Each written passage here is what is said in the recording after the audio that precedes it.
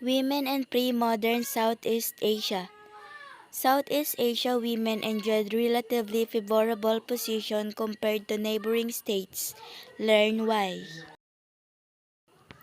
The 11 countries of Southeast Asia include over 550 million people. Despite great linguistic and cultural diversity, the region is characterized by the relatively favorable position of women in comparison with neighboring East or South Asia.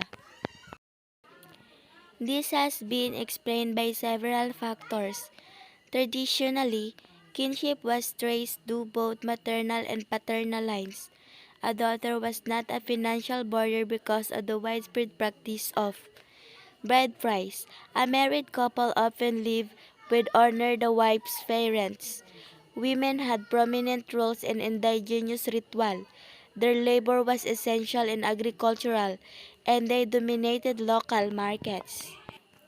Over time, however, the rise of centralized states and the spread of important philosophies and religions, Confucianism, Taoism, Buddhism, Islam, and Christianity, increasingly privileged males and stressed female subordination. Although such influences were most noticeable among the elite, the strength of local traditions was always a moderating force. Women and colonialism. Women and colonialism. In the 19th century, Southeast Asia's economic resources and strategic positions between India and China led to increasing European involvement. By the 1890s, the entire region except for Siam, Thailand, was under European control. In some areas, women were recruited as cheap wage labor on plantations, tea, sugar, tobacco, rubber, and in processing factories. At the village level, colonial regimes strengthened the male position as head of the household and reform customary laws that had given women considerable autonomy. From the late 19th century, nationalist movements developed across Southeast Asia. Male leaders focused on political independence, but educated women were equally concerned with polygamy, divorce, domestic abuse, and the financial responsibilities of fathers. For the most part, however, politicized women accepted the male argument that attention to female concerns should be delayed until after independence was attained. Women in contemporary Southeast Asia. The end of World War II signaled the demise of European colonialism in Southeast Asia.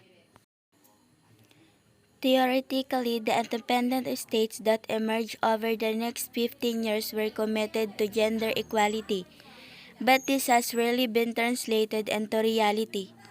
In recent years, the number of women holding public office has increased, especially in local government, but only in the Philippines has female representation in national government risen above the 10%. When women do manage to enter the political arena, they often find themselves marginalized in a male-dominated culture, with real power remaining in men's hands. Great female involvement in politics is impeded by the way candidates are recruited as well as entrenched attitudes that see women's primary role as that of wife and mother. Gender stereotypes that favor males over females are often reinforced in school textbooks and are sometimes encouraged by their religious teachings.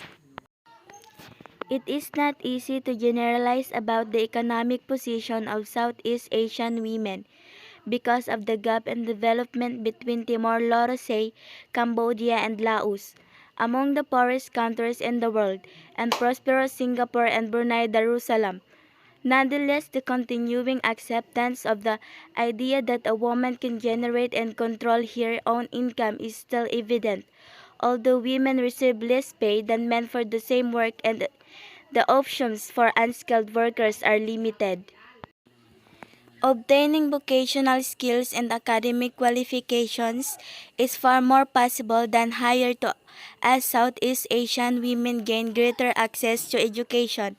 With the exception of Cambodia and Laos, the numbers of women progressing to post-secondary training is also rising, and in Brunei, Malaysia, Thailand, and the Philippines there are more female graduates than males.